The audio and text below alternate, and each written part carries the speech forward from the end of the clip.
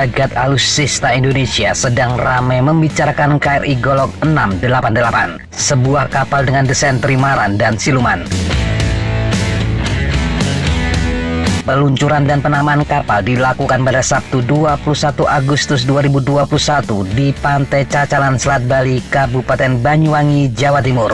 Kepala Staf TNI Angkatan Laut Laksamana Yudo Margono menjelaskan KRI Golok akan menggantikan KRI Klewang yang terbakar pada tahun 2012 lalu. Setelah lolos uji, kapal akan ditempatkan dan diproyeksikan di sejumlah wilayah strategis seperti Natuna dan Ambalat. KRI Golok disebut sebagai kapal cepat rudal. Sejumlah pihak menyebut KRI Golok sebagai kapal buatan dalam negeri dan paling canggih di dunia. Bahkan ada beberapa pihak yang menyebut kapal ini bisa disejajarkan dengan Littoral Combat Ship atau LCS kelas Independence Amerika. Bisa jadi karena kedua kapal memiliki desain yang mirip, yakni sama-sama mengusung desain katamaran. Sebenarnya jenis kapal apa KRI Golok ini? Sebelumnya, untuk diketahui, PT Lundin Industri yang membangun kapal ini adalah sebuah perusahaan dengan merek dagang North Sea Boat. Ini adalah perusahaan yang dimiliki John Lundin dan Lisa Lundin, warga negara Swedia. Menurut company profile-nya, perusahaan ini juga hadir di Swedia dan Singapura. KRI Golok sendiri masuk jenis kapal yang mereka sebut sebagai Fast Attack Craft atau FAC atau kapal serang cepat. Ciri dari kapal ini adalah ukurannya kecil, memiliki kecepatan tinggi dan biasanya dipersenjatai dengan senjata ringan dan roket portable. Untuk KRI Golok, kapal menggunakan desain trimaran wave piercing modern.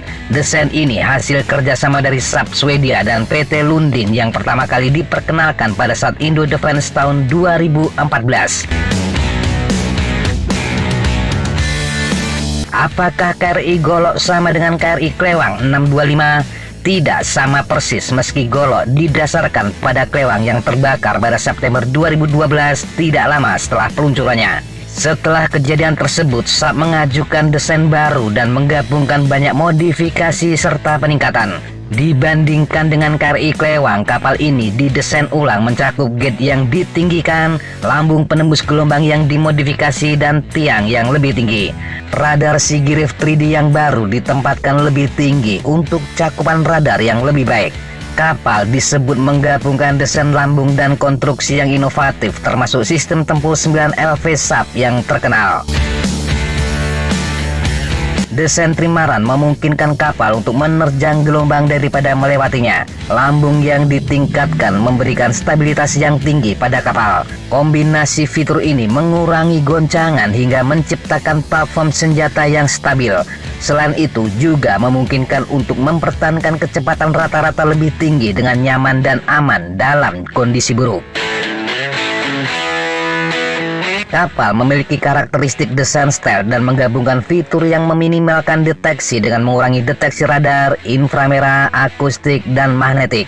Sifat siluman lebih ditingkatkan karena kapal tidak memiliki sudut untuk memantulkan sinyal radar seperti yang terlihat pada bentuk lambung konvensional.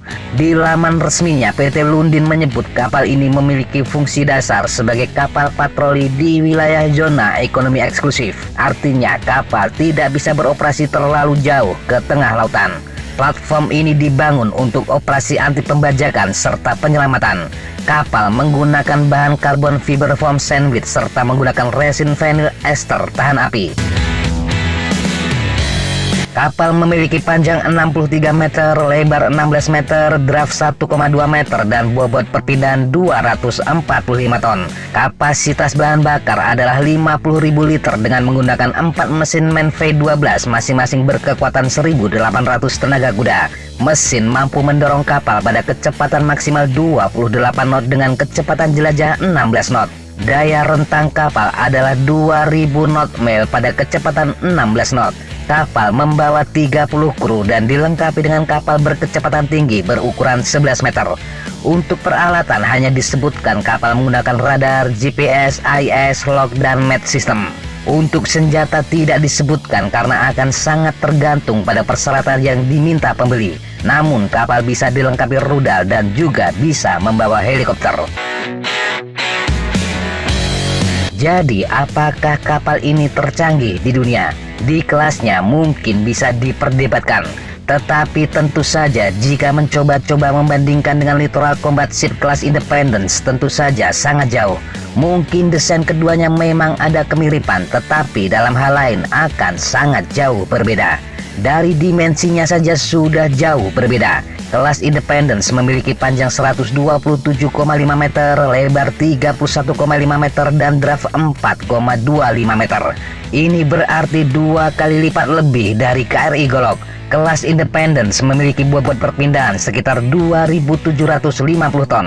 Bandingkan dengan KRI Golok yang hanya 245 ton.